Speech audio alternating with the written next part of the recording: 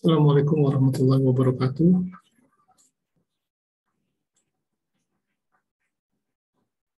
Rekan-rekan mahasiswa, kita bertemu kembali pada perpajakan lanjut ini di pertemuan 6, dan kita akan membahas terkait dengan pelaporan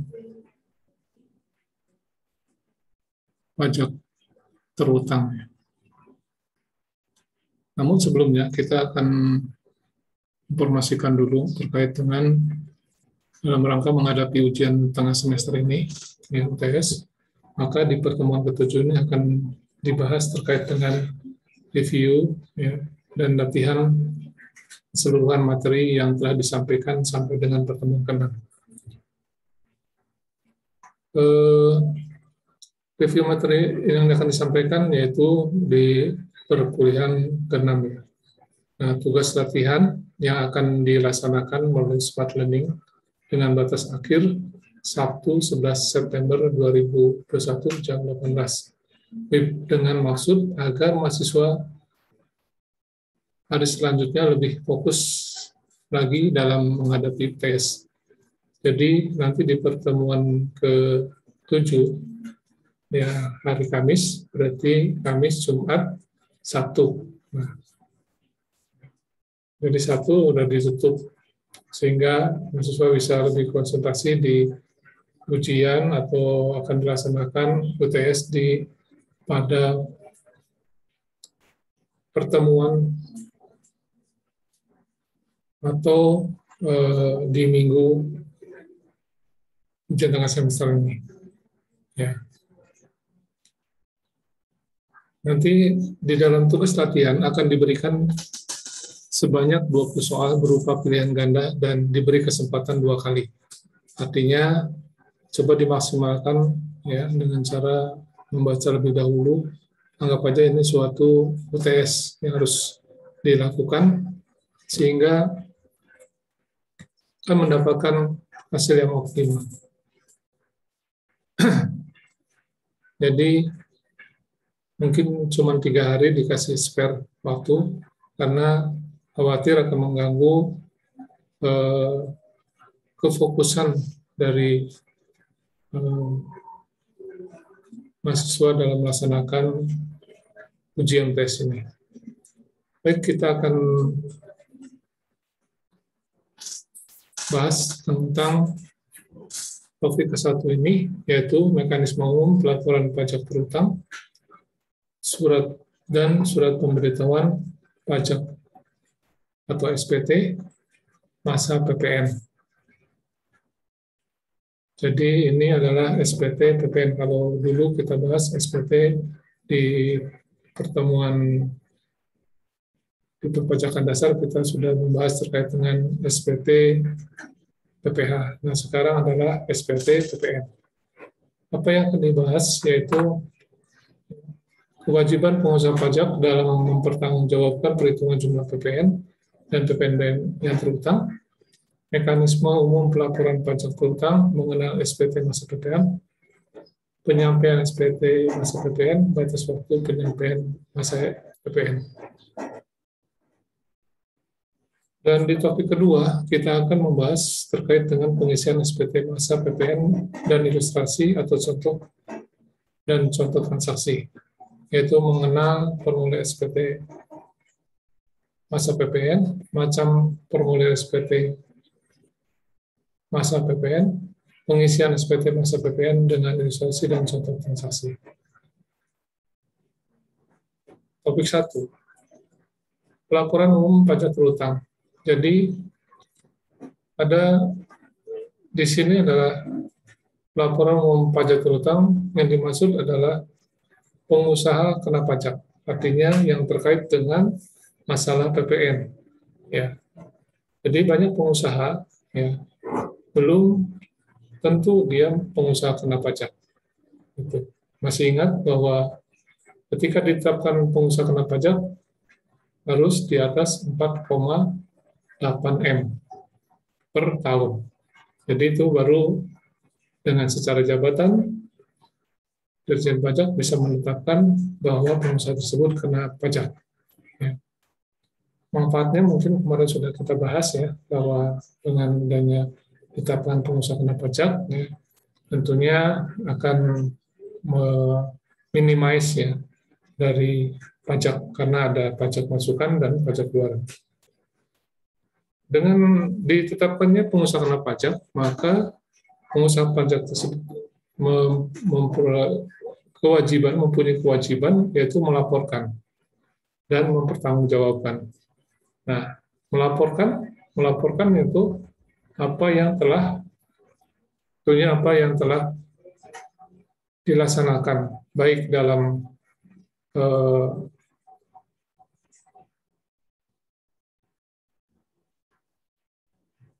pemungutan maupun dipungut. Ya.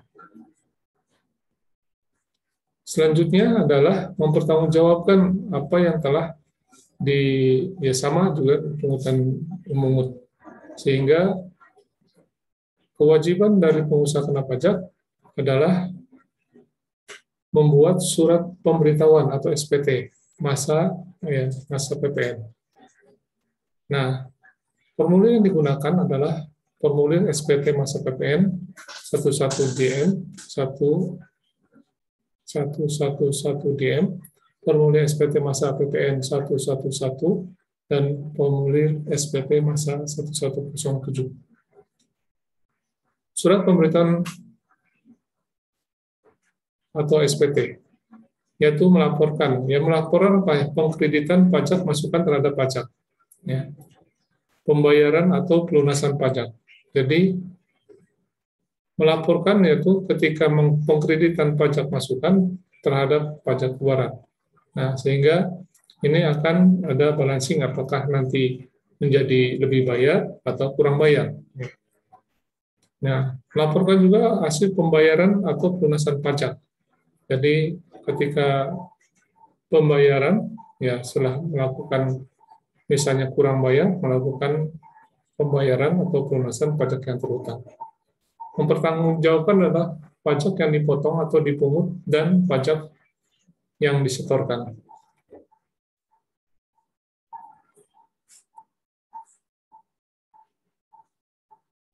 Pengertian daripada SPT yaitu mengisi formulir surat pemberitahuan dalam bentuk kertas atau dalam bentuk elektronik dengan benar, lengkap, dan jelas sesuai dengan petunjuk pengisian yang diberikan berdasarkan ketentuan peraturan perundang-undangan pajak.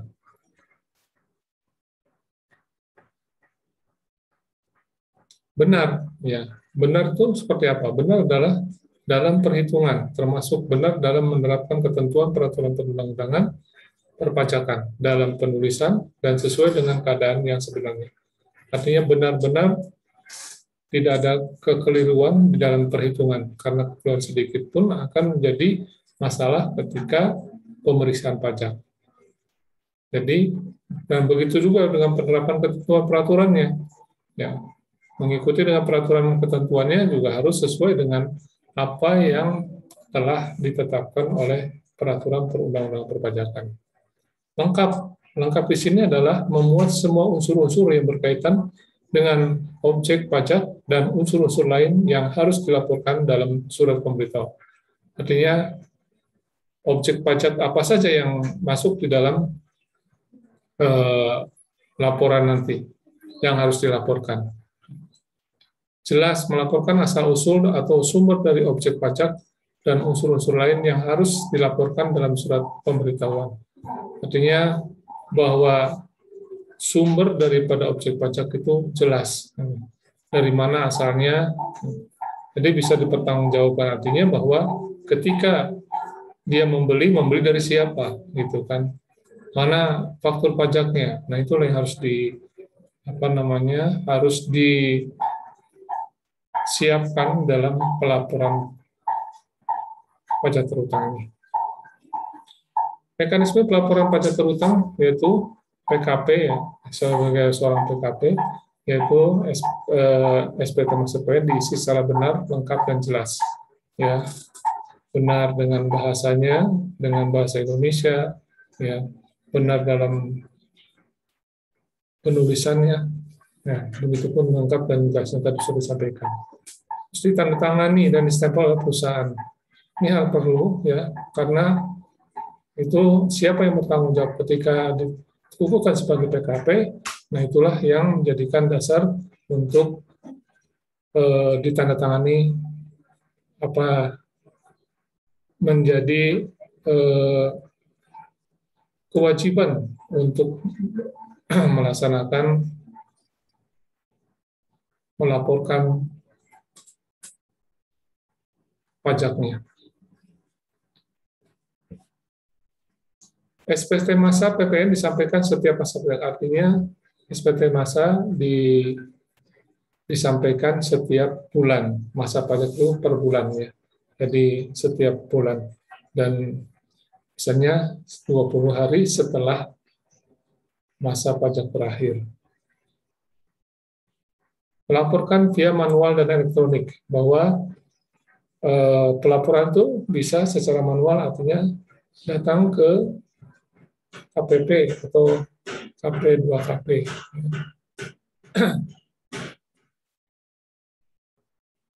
Kedua, secara elektronik, bisa misalnya pakai e-filing, ya, bisa pelaporan semacam itu. Kalau manual bisa nanti dia bisa datang langsung atau melalui jasa pengiriman, ya.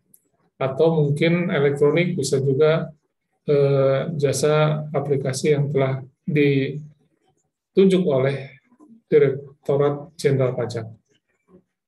Dan tadi ada menyimpan bukti pelaporan baik manual maupun hasil elektronik. Artinya bahwa setiap pelaporan harus mendapat ya, bukti pelaporan sehingga terdokumentasi. Ya. Jadi bukti bahwa ini sudah melaporkan. Jadi ketika ada pemeriksaan, nah itu kan bisa di. Sedangkan di KPP atau KP2 PK ya, KP menerima dan mengeluarkan bukti pelaporan dari PKP wajib pajak. Jadi menerima dan mengeluarkan bukti pelaporan dari wajib pajak. Tentunya yang sudah sesuai dengan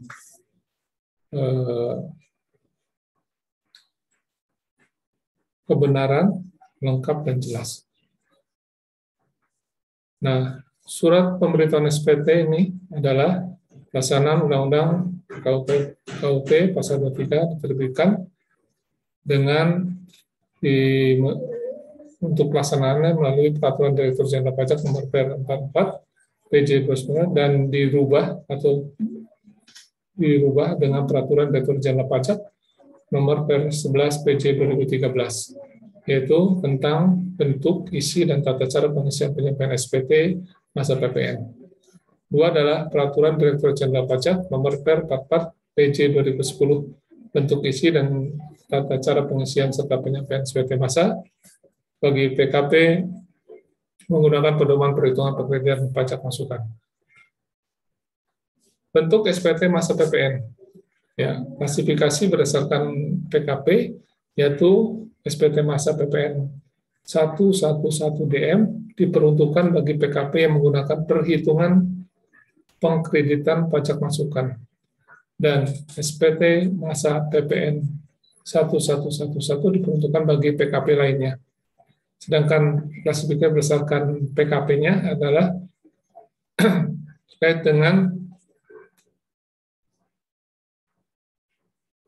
kertas, ya, kertas bahwa bentuknya adalah kertas atau hard copy atau elektronik.